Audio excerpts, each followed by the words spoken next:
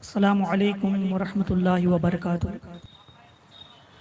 اصحاب بدر رضوان اللہ تعالی علیہ مجمعین کی بارگاہ میں اعلیٰ حضرت امام احمد رضا رحمۃ اللہ تعالی علیہ خراج عقیدت پیش کرتے ہیں۔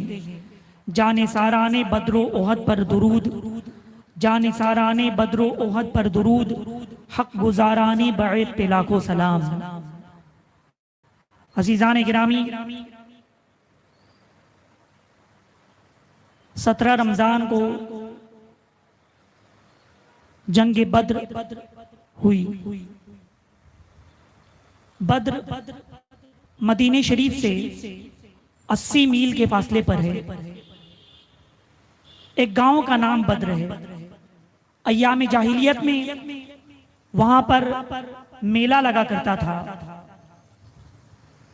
اور وہاں پر ایک کنواں ہے، اس کے مالک کا نام بدر تھا، اسی حساب سے وہاں کا نام بدر رکھا گیا۔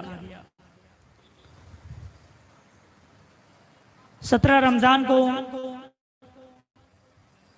میدان بدر میں کفار قریش اور مسلمانوں کے درمیان ایک عظیم معرکہ ہوا، ایک عظیم جنگ ہوئی، جس میں کفار پسپا ہوئے، کفار کو شکست ہوئی، اور مسلمانوں کو اللہ تبارک و تعالی نے فتح عطا فرمائی، عظیم کامیابی عطا فرمائی۔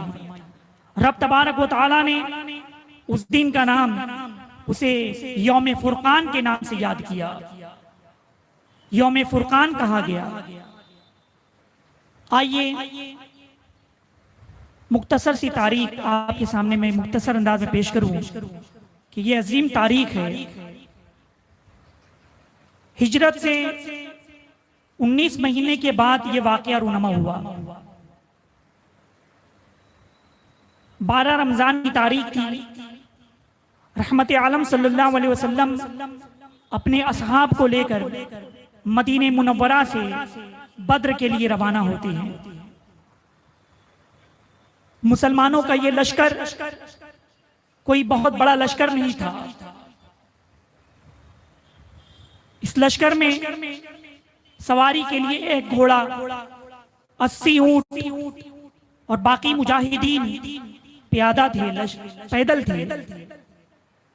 راشن بھی کھانے پینے کے لیے اتنا زیادہ نہ تھا، اسلحے بھی اتنے زیادہ نہیں تھے، جنگی ساز و سامان بھی اتنے زیادہ نہیں تھے۔ یہ مسلمانوں کی تعداد تھی اور مسلمانوں کے ساتھ یہ فوج تھی۔ مدینہ منورہ سے جب 1 میل کا فاصلہ طے ہوا، رحمت عالم صلی اللہ علیہ وسلم نے لشکر کا جائزہ لیا۔ کم عمر کے لوگ جو موجود تھے لشکر میں، آقا صلی اللہ علیہ وسلم نے انہیں واپس کر دیا۔ پھر ایک مقام پر پہنچے، روحا مقام پر، وہاں پتہ چلا کہ منافقین اور یہودیوں کی طرف سے کچھ خطرہ ہیں حملے کا۔ چنانچہ حضور علیہ السلام نے حضرت ابو لبابہ رضی اللہ تعالیٰ عنہ کو مدینہ منورہ کا حاکم بنا کر واپسی کا حکم دیا کہ جا کر کے مدینہ منورہ کی حفاظت اور مدینہ منورہ کے لیے وہاں پر جو ضروری اقدامات ہو سکتے ہیں حفاظت کے لیے وہ کرو۔ پھر آپ بدر کی طرف روانہ ہوئے۔ 313 کی تعداد تھی۔ صحابہ کرام رضوان اللہ تعالی مجمعین جو میدان بدر میں اترے وہ 313 تھے، جس میں سے 60 مہاجر صحابہ تھے اور باقی انصاری صحابہ تھے، باقی انصار میں تھے۔ پھر ایک مقام پر آقا صلی اللہ علیہ وسلم پہنچے، زفران مقام پر، وہاں پر ایک مجلس مشاورت کی۔ رحمت عالم صلی اللہ علیہ وسلم نے مشورہ کیا۔ مشورہ کرنا بھی رحمت عالم صلی اللہ علیہ وسلم کی سنت ہے۔ وہاں پر حضرت ابو بکر صدیق رضی اللہ تعالیٰ عنہ کھڑے ہوئے۔ انہوں نے بڑی اچھی گفتگو کی اور لوگوں سے کہا کہ کفار کے لیے علم جہاد بلند کرو، ہم اپنی جانیں نشاور کر دیں گے، اپنی جانیں اسلام اور اللہ اور اس کے رسول کے لیے قربان کر دیں گے۔ حضرت عمر رضی اللہ تعالیٰ عنہ کھڑے ہوئے، انہوں نے بھی ایسی جذباتی تقریر کی۔ اور قبیلے خزرج کے حضرت سعد بن عبادہ رضی اللہ تعالیٰ عنہ کھڑے ہوئے، انہوں نے بھی تقریر کی۔ اس طرح سے صحابہ کرام کھڑے ہو کر کے انہوں نے کہا کہ یا رسول اللہ صلی اللہ علیہ وسلم، ہم حضرت موسیٰ علیہ السلام کی قوم کی طرح نہیں ہیں کہ ان کی قوم نے ان سے کہا تھا کہ اے موسیٰ تم جاؤ، تم لڑو اور تمہارا رب تمہارے ساتھ ہے، ہم تمہارے ساتھ نہیں جائیں گے۔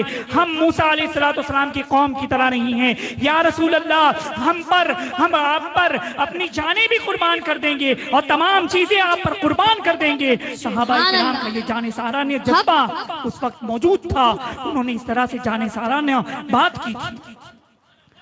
عزیزان گرامی، رحمت عالم صلی اللہ علیہ وسلم میدان بدر کی طرف بڑھتے ہیں۔ 17 رمضان کی شب تھی، 2 ہجری اور جمعہ کی رات تھی۔ رحمت عالم صلی اللہ علیہ وسلم اپنے رب سے لو لگائے ہوئے اور آپ نے دعا فرمائی، رات میں دعا کی، اور جب صبح ہوئی تو لوگوں کو نماز فجر پڑھنے کا حکم دیا۔ نماز فجر ادا کی گئی۔ آقا صلی اللہ علیہ وسلم نے قرآن مقدس میں جو جہاد پر مبنی آیتیں تھی اس کی تلاوت فرمائی اور ایک ولولہ انگیز تقریر فرمائی۔ صحابہ کرام نے عرض کیا کہ یا رسول اللہ، فدا کا ابھی وہ امی، یا رسول اللہ آپ پر ہمارے ماں باپ قربان، ہماری جانیں آپ پر قربان۔ عزیزان گرامی، پھر رات ہی میں آقا صلی اللہ علیہ وسلم نے اپنے جانثار صحابہ کو لیے اور میدان بدر میں پہنچے۔ میدان بدر کا جائزہ لے رہے ہیں اور آقا صلی اللہ علیہ وسلم کے دست مبارک میں ایک چھڑی ہے۔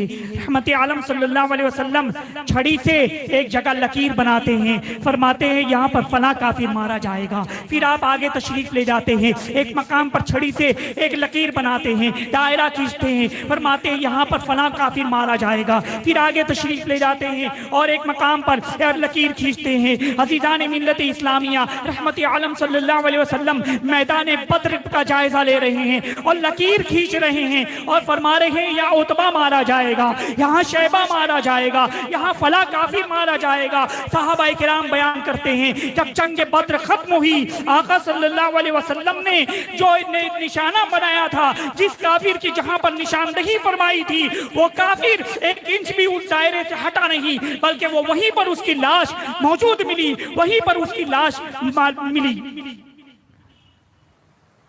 کہاں مریں گے عتبہ و شیبہ، کہاں مریں گے ابو جہل عتبہ و شیبہ، جنگ بدر کا نقشہ حضور جانتے ہیں۔ کہاں مریں گے ابو جہل عتبہ و شیبہ، کہ جنگ بدر کا نقشہ حضور جانتے ہیں۔ عزیزان ملت اسلامیہ، یہ ابو داؤد شریف کی حدیث ہے اور یہ روایت مسلم شریف میں بھی موجود ہے۔ عزیزان گرامی، کہ رحمت عالم صلی اللہ علیہ وسلم نے جو لکیر کھینچی تھی کہ یہاں پر فلاں کافر مارا جائے گا، یہاں پر فلاں مشرک مارا جائے گا، تو یہ تو علم غیب ہے، یہ تو چھپی ہوئی بات کا علم ہے۔ پتہ کیا چلا ابو داؤد شریف کی روایت سے، مسلم شریف کی روایت سے، کہ میرے آقا صلی اللہ علیہ وسلم علم غیب جانتے ہیں، چھپی ہوئی باتوں کا علم جانتے ہیں۔ اسی لیے اہل سنت و جماعت کا عقیدہ ہے کہ رحمت عالم صلی اللہ علیہ وسلم کو اللہ تبارک و تعالیٰ نے غیب کا علم عطا فرمایا۔ رب تبارک و تعالیٰ فرماتا ہے وَمَا هُوَ عَلَى الْغَيْبِ بِضَنِينٍ، کہ نبی غیب کی خبریں بتانے میں بخیل نہیں۔ اعلیٰ حضرت فرماتے ہیں اور کوئی غیب کیا تم سے نہاں ہو بھلا، اور کوئی غیب کیا تم سے نہاں ہو بھلا، جب نہ خدا ہی چھپا تم پہ کروڑوں درود، جب نہ خدا ہی چھپا تم پہ کروڑوں درود۔ عزیزان گرامی، رحمت عالم صلی اللہ علیہ وسلم 17 رمضان 2 ہجری جمعہ کے دن جنگ بدر ہوئی۔ رحمت عالم صلی اللہ علیہ وسلم میدان بدر میں ہیں، مجاہدین کی صفیں بنا رہے ہیں، صف بندی کا حکم دیتے ہیں۔ دست مبارک میں چھڑی ہے، چھڑی کے ذریعے آپ سب سیدھی کر فرما رہے ہیں، سب درست فرما رہے ہیں، اور آپ حکم دیتے ہیں کہ صرف اللہ کا ذکر زبان سے ہوگا، صرف ذکر الہی ہوگا، اس کے علاوہ کوئی شور و گل نہ کرے، اس کے علاوہ کوئی شور نہ مچائے۔ عزیزان ملت اسلامیہ، جب صفیں بن گئی جنگ کے لیے تو آقا صلی اللہ علیہ وسلم اللہ کے حضور میں دعا کرتے ہیں، رب تبارک و تعالیٰ کی بارگاہ میں دعا کرتے ہیں، گریہوزاری کرتے ہیں، کھڑے ہو جاتے ہیں اور اپنے ہاتھوں کو آسمان کی طرف بلند کرتے ہیں اور عرض کرتے ہیں کہ اے پروردگار عالم، تو نے مجھ سے جو وعدہ کیا تھا اس کو پورا فرما دے۔ پھر کبھی آقا صلی اللہ علیہ وسلم سجدے میں گر جاتے ہیں، سجدے میں جا کر کے دعا کر رہے ہیں، گریہوزاری کر رہے ہیں۔ اس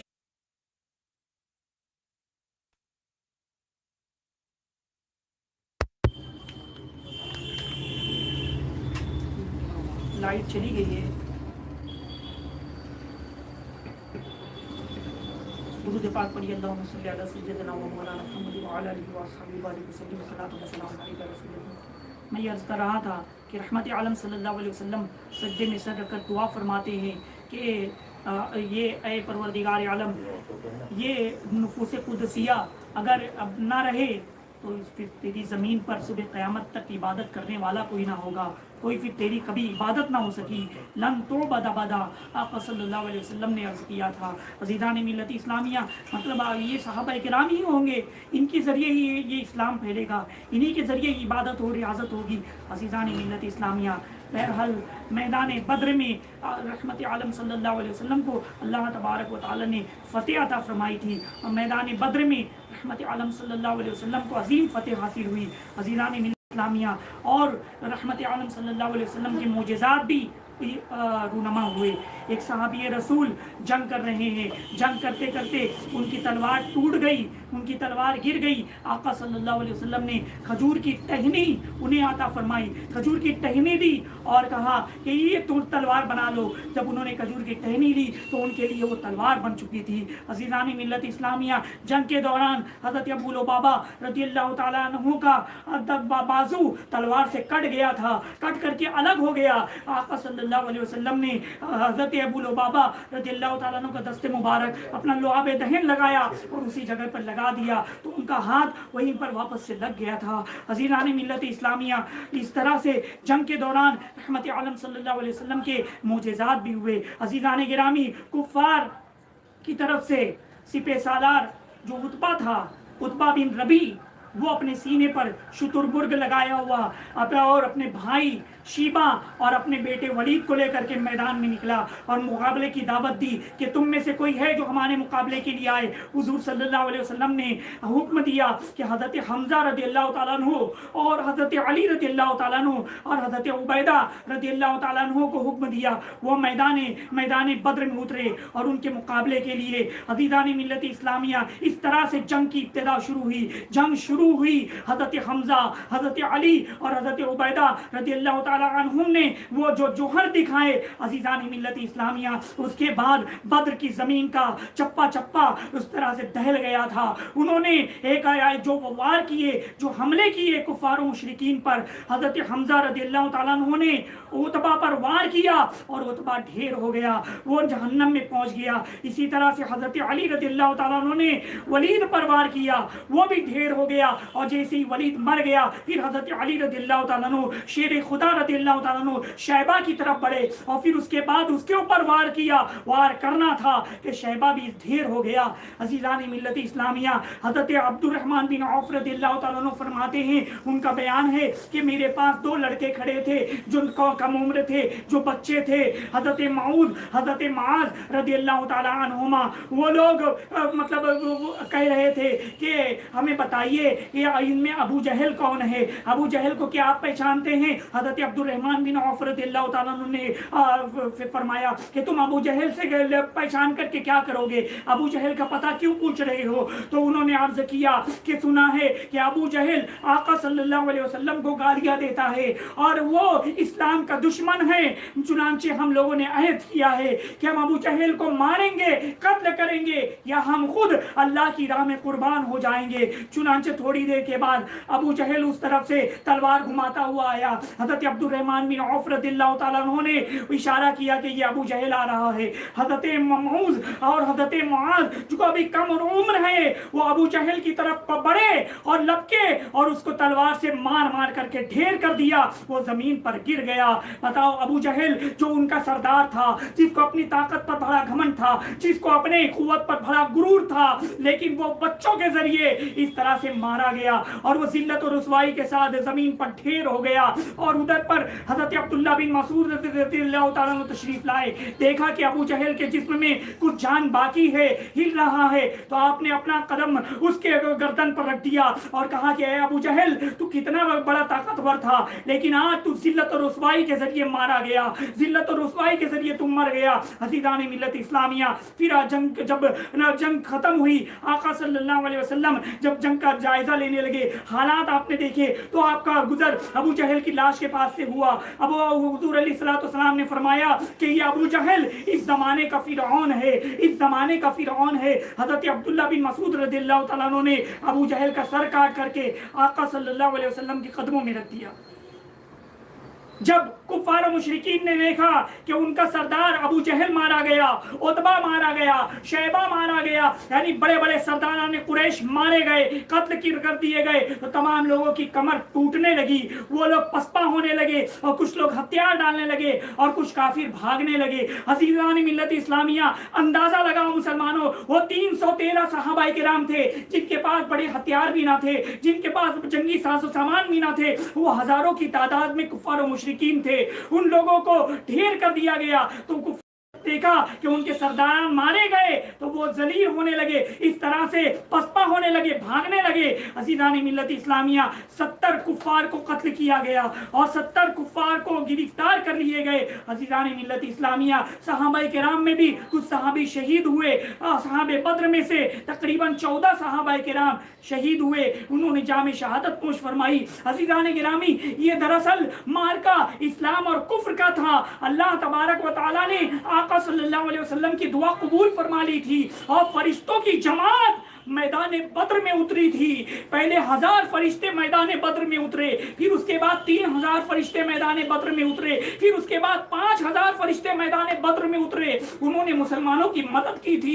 لوگ صحابہ کرام بیان کرتے ہیں کہ ہم دیکھ رہے تھے کہ کسی کے اوپر تلوار سے وار ہو رہا ہے, لیکن تلوار سے مارنے والا دکھائی نہیں دے رہا ہے. ان کی گردنیں کٹ رہی ہے لیکن کاٹنے والا دکھائی نہیں دے رہا ہے.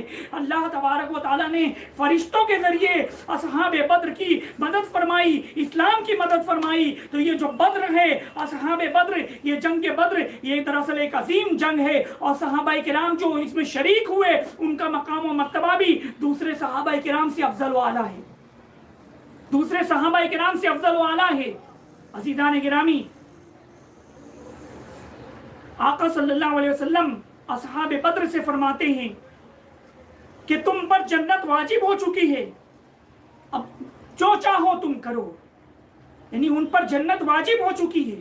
عزیزان ملت اسلامیہ, اسی طرح سے حضرت جبرائیل علیہ السلام فرماتے ہیں, یعنی فرشتوں میں بھی وہ فرشتوں کا مقام بلند و بالا ہے, افضل ہیں جو فرشتے بدر میں میدان بدر میں اترے تھے, جنگ بدر میں شریک ہوئے تھے.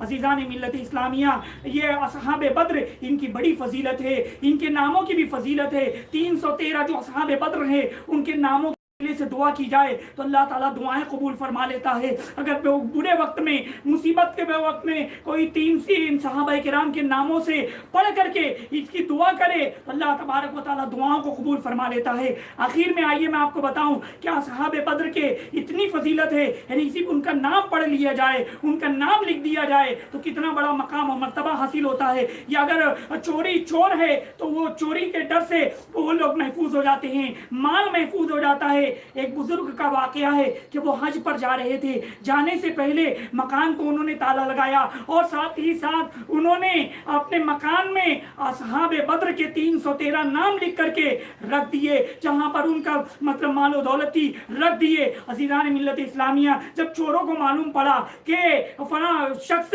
مکان بن کر کے حج کے لیے جا چکے ہیں تو ان لوگوں نے سوچا کہ اچھا موقع ہے, مکان خالی ہے, مکان پر حملہ کرنے کے لیے, چوری کرنے کی غرض سے مکان کی طرف بڑھے. تھے اور وہ چوری کرنا چاہتے تھے، اندر گھسنا چاہتے تھے کہ ایک آواز آئی. وہ آواز سنتے ہی وہ لوگ بالکل دہشت زدہ رہ گئے، خوف زدہ رہ گئے. ان پر وہ ڈر ان کو لگا. عزیزان ملت اسلامیہ، جیسے ان لوگوں کو اس کا خوف ہوا بھاگ گئے. دوسرے روز پھر وہ چوری کرنے کے لیے آئے. پھر سے ان کو وہی آواز سنائی دی، پھر سے وہی آواز ان لوگوں کو آئی. تب ان لوگوں نے پھر اس سے باز آ گئے. تیسرے روز آواز آئی. ملت اسلامیہ پھر اس کے بعد وہ جو چوروں کا سردار تھا وہ جب وہ واپس آئے تو ان سے پھر ملاقات کرتا ہے. کہتا ہے کہ کیا بات ہے، تم گھر میں کس کو رکھے تھے؟ تو انہوں نے کہا کہ میں نے اپنے گھر میں اصحاب بدر کے 313 نام لکھ کر کے رکھے ہوئے تھے. اسی طرح سے ایک اور واقعہ ملتا ہے کہ ایک جہاز پر لوگ سفر کر رہے تھے. اچانک سمندر میں طوفان آ گیا. لوگ جہاز ہچکولے لینے لگا. قریب تھا کہ ڈوب جاتا، قریب تھا کہ جہاز غرق ہو جاتا. ایک عاشق رسول نے اصحاب بدر کے 313 نام لکھے اور لکھنے کے بعد کشتی سے انہوں نے باندھ دیا. عزیزان ملت اسلامیہ، تاریخ گواہ ہے کہ اس طوفان میں بہت سے جہاز سمندر میں ڈوب گئے، لیکن وہ جہاز بحفاظت ساحل سمندر تک پہنچا تھا، اس لیے کہ اصحاب بدر کے نام لکھے ہوئے تھے. عزیزان ملت اسلامیہ، تو اصحاب بدر کی بڑی عظیم فضیلت ہے. اللہ تبارک و تعالی سے دعا ہے کہ ہمیں اصحاب بدر کے صدقے میں ہماری مشکلات کو دور فرمائیں، ہماری پریشانیوں کو دور فرمائیں، اور کورونا جیسی وبا سے ہم سب عطا فرمائیں. وما علینا الا البلاغ. السلام علیکم ورحمۃ اللہ وبرکاتہ.